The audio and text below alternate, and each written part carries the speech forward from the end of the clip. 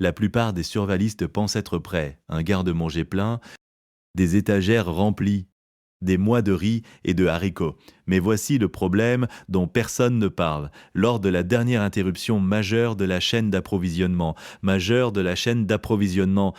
tout cela a disparu en quelques heures, des étagères vidées, des allées entières nues dès l'après-midi, et pourtant, dans ces mêmes magasins, deux faits rares. Il y avait une deuxième catégorie d'aliments totalement intacte, en plein stock, pas parce qu'elle était inférieure, parce que presque personne ne savait qu'elle valait la peine d'être prise. C'est l'objet de cette liste, 11 aliments qui étaient disponibles lors des récentes perturbations, quand tout le reste avait déjà disparu. Chacun comble une lacune que les stocks standards laissent béante, et ensemble, ils ne forment pas seulement une liste, ils forment un système. Il ne s'agit pas de remplacer vos bases, c'est la couche supérieure, celle que la plupart des survalistes n'atteignent jamais. Comptons-les ensemble. Numéro 11, les bouillons en cubes. La plupart des gens entendent bouillon en cubes et pensent immédiatement ennuyeux, non essentiel, un petit plus au mieux. Cette réaction est exactement la raison pour laquelle cela fonctionne. Lors de chaque interruption majeure de la distribution alimentaire de mémoire récente, les bouillons en cubes n'ont enregistré pratiquement aucune pression de pénurie, alors que le riz, les pâtes et les conserves étaient raflés en quelques heures, Le bouillon restait intact. Les gestionnaires de distribution alimentaire ont confirmé ce schéma de manière constante. Ils ne bougent tout simplement pas lors des achats de panique. La raison est simple. La plupart des gens ne considèrent pas le bouillon comme un aliment de survie. Ils le voient comme un ingrédient de cuisine. Ce fossé de perception est votre avantage. Mais l'argument pratique va plus loin que la disponibilité. Pensez à ce qui se passe réellement quand vous vivez de nourriture stockée pendant 2 semaines.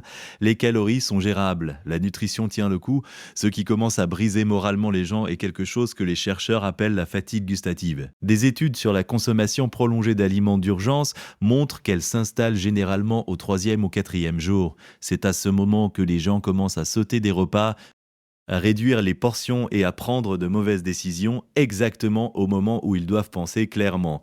Un cube de bouillon jeté dans une casserole de riz blanc change la donne. Le sodium et les minéraux concentrés soutiennent l'équilibre électrolytique. La saveur transforme un repas par ailleurs difficile en quelque chose que votre famille voudra réellement manger. Ce n'est pas négligeable après une semaine du même bol. L'armée l'a compris depuis longtemps. Les concentrés de type bouillon figurent dans les rations de campagne depuis des décennies, spécifiquement parce qu'ils répondent à la fois au côté nutritionnel et psychologique d'une alimentation d'urgence soutenue. Le stockage est simple, sortez les cubes de leur emballage en carton immédiatement. Le carton absorbe l'humidité avec le temps, transférez-les dans des bocaux en verre avec un sachet de gel de silice à l'intérieur. Scellez de cette façon, ils conservent leur saveur et leur intégrité structurelle des années après leur date imprimée. 500 cubes coûtent moins de 30 $. Ces 500 repas rendus nettement plus tolérables et personne ne vous dispute ces produits pendant une crise.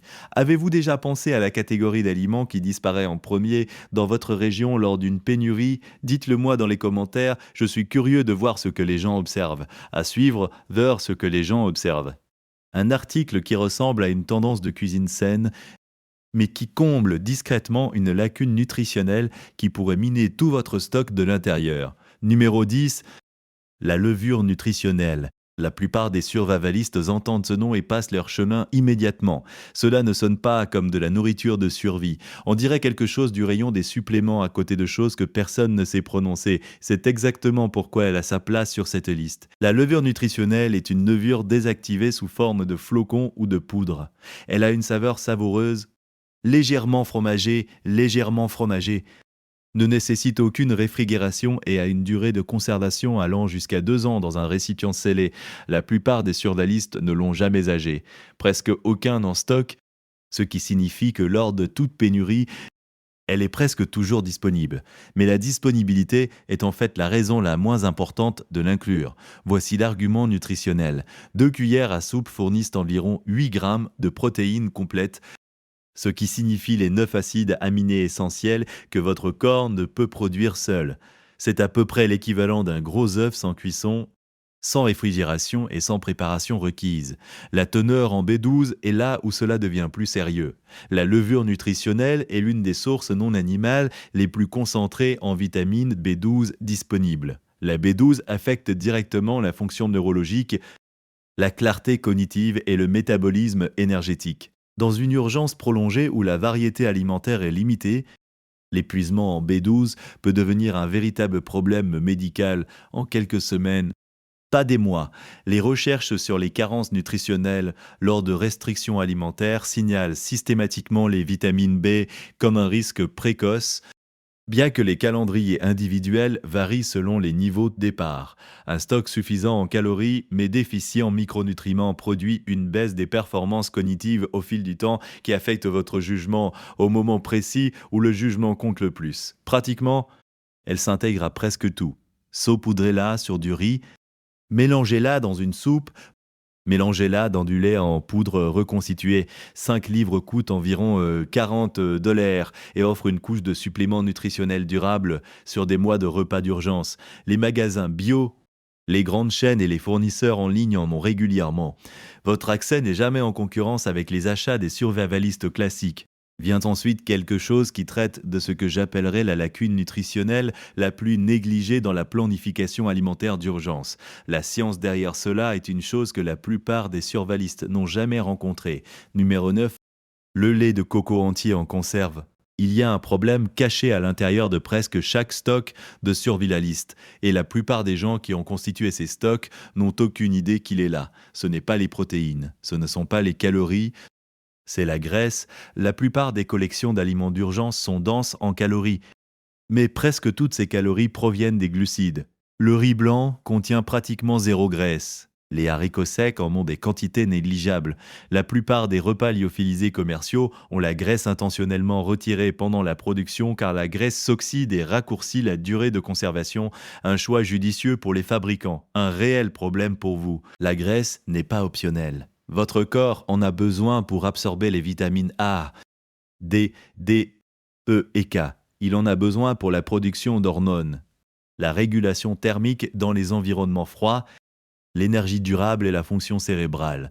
Votre cerveau est composé d'environ 60% de graisse en poids sec. Un stock sans graisse adéquate n'est pas seulement désagréable, il est physiologiquement incomplet. Le lait de coco entier en conserve résout cela directement. Une boîte contient environ 50 jus de graisse, principalement des triglycérides à chaîne moyenne. Les TCM se convertissent en énergie plus rapidement que les graisses à chaîne longue, particulièrement utiles lors d'efforts physiques et par temps froid.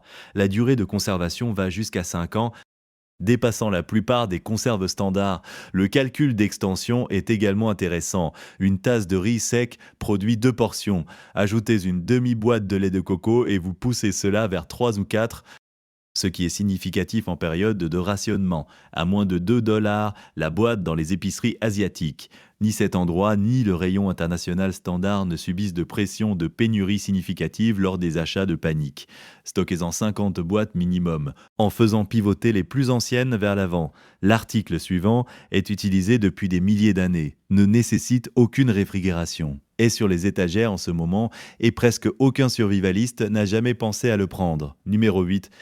Le ghee, ce qui rend le ghee remarquable pour la préparation n'est pas largement compris. Une fois que vous l'avez saisi, toute votre approche du stockage des graisses change.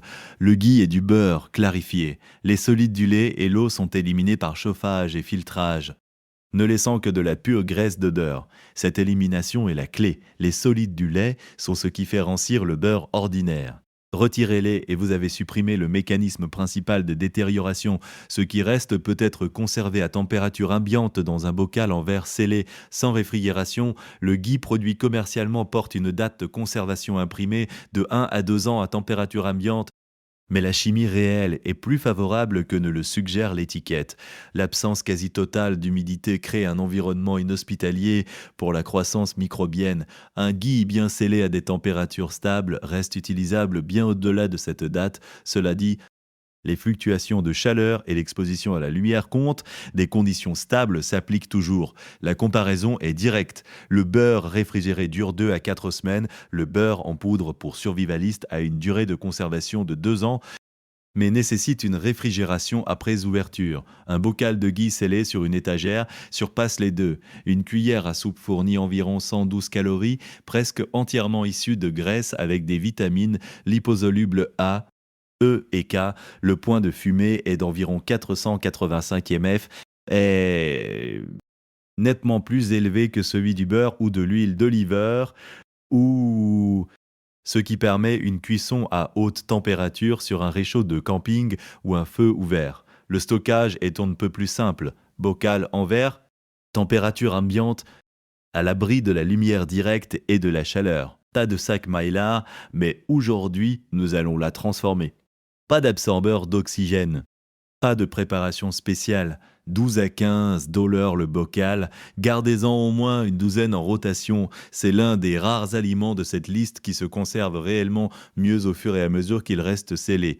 Ensuite, une carence en micronutriments que la plupart des stocks de survivalistes préparent silencieusement et qui peut apparaître en quelques semaines après avoir compté sur de la nourriture d'urgence. Numéro 7, les algues séchées. Voici un problème de santé que la plupart des stocks de survivalistes préparent silencieusement et presque personne dans la communauté ne parle de cela. La carence en iode est la cause la plus courante au monde de déficiences cognitives évitables.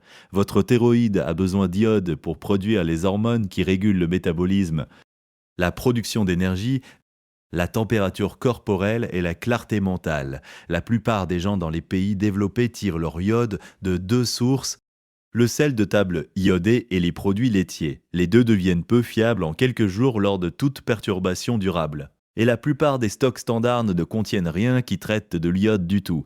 Les algues séchées sont la source naturelle d'iode la plus concentrée disponible dans un format stable. Une seule feuille de nori contient plus d'iode que ce que la plupart des adultes consomment par toutes les autres sources alimentaires réunies en une journée entière. Notez que les besoins en iode varient selon l'individu et un apport très élevé peut aussi affecter la fonction thyroïdienne. La modération compte donc. 1 ou 2 portions par jour sont appropriées. À des quantités illimitées, mais l'iode n'est que le début. Le wakame est riche en magnésium, calcium et folate. La dulce, une variété rouge avec une saveur naturellement salée, fournit du fer et du potassium. Le nori contient jusqu'à 35% de protéines par poids sec dans certaines variétés. Ce ne sont pas des contributions mineures. Elles comblent des lacunes que les aliments de stock standard laissent presque entièrement ouvertes. La durée de conservation est exceptionnelle. Les algues séchées dans un récipient hermétique, dans un endroit frais et sombre, conservent leur qualité nutritionnelle pendant des années. L'analyse archéologique de récipients de stockage scellés dans des structures anciennes a récupéré des algues séchées avec un profil nutritionnel largement intact, ce qui en fait l'un des aliments les plus stables de cette liste. L'utilisation pratique est simple: émiettez du nori dans le riz pendant les dernières minutes de cuisson. Ajoutez du wakame séché à l'eau bouillante avec un cube de bouillon pour un bouillon instantané riche en minéraux. Utilisez la dulce comme substitut de sel qui apporte une valeur minérale supplémentaire. Les épiceries asiatiques maintiennent un inventaire profond et constant de toutes les principales variétés d'algues. Cette catégorie ne voit pratiquement aucune pression d'achat de panique. Une réserve d'un an pour une famille de 4 coûte environ 40 à 50 dara. L'article suivant était utilisé comme monnaie militaire pendant des siècles et ses propriétés d'hydratation ne ressemblent à presque rien d'autre dans la nutrition d'urgence. Numéro 6. Les graines de chia. La plupart des gens associent les graines de chia aux tendances bien-être. Ce cadrage sous-estime ce qu'elles font réellement en cas d'urgence. Commençons par la propriété d'hydratation, car c'est ce qui compte le plus quand les choses tournent mal. Les graines de chia absorbent jusqu'à 12 fois leur propre poids en liquide. Une fois consommées, elles forment un gel dans le tube digestif qui ralentit la vidange gastrique. 2 conséquences pratiques suivent. Votre corps extrait la nutrition des aliments plus efficacement. Et vous vous sentez rassasié nettement plus longtemps sur le même apport calorique. La recherche montre que la satiété des repas se prolonge de 2 à 3 heures de plus dans les repas contenant du SIA par rapport aux repas identiques sans TIA. Dans un scénario de rationnement, cela signifie moins de repas consommés par jour, une réduction du prélèvement sur vos réserves de nourriture et une meilleure fonction cognitive soutenue tout au long. La réponse individuelle varie, mais le schéma général est constant. L'angle de l'hydratation va plus loin. Les graines de chia soutiennent une rétention d'eau plus efficace au niveau cellulaire. Bois gras. Un vrai avantage dans les environnements chauds ou les conditions d'effort élevées. Le peuple Tarahumara du nord du Mexique, documenté pour son endurance extraordinaire dans le désert, comptait sur le tcha comme base alimentaire.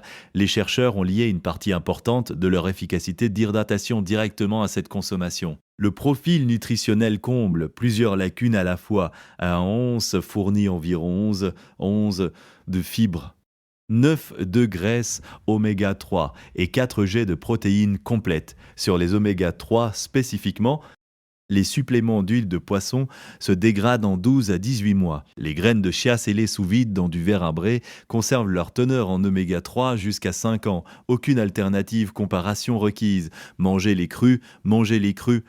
Trempez dans l'eau ou ajoutez-les directement à n'importe quel aliment cuit. 10 livres scellés sous vide coûtent environ 60 $.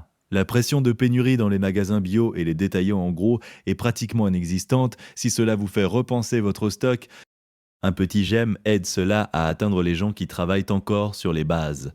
L'article suivant traite de quelque chose que les chercheurs ont clairement documenté, mais que la plupart des chaînes de survivalistes ignorent.